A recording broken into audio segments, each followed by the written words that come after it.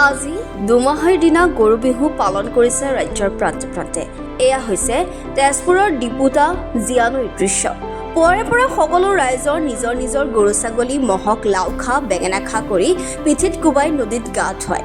লগতে ঢুলীয়া আৰু নাচনীয়ে বিহুৰ সাজপাৰ পৰিধান কৰি নৈ পাৰত বিহু মাৰিবলৈ ওলাই আহে।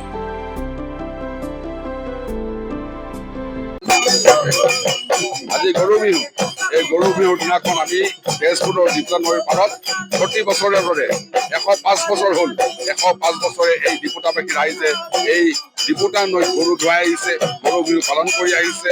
ইয়াত হিন্দু মুছলমান সকলোৱে লগ লাগি আমি গৰু বিহু পালন কৰোঁ। আপোনালোকে দেখিছে গৰু ধুৱাই আছে আৰু সকলোৱে লাও খা বেঙেনা খা বছৰে বছৰে বাঢ়ি যা, মাৰ সৰু বাপেৰ সৰু তই হবি বৰ গৰু বুলি এই বচন পাতি গাইছে।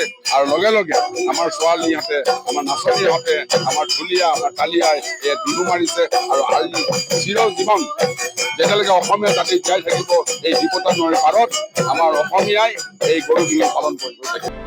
তেজপুৰৰ পৰা বিশ্বজ্যোতি কলিতাৰ ৰিপৰ্ট, এনি ভাৰত 24।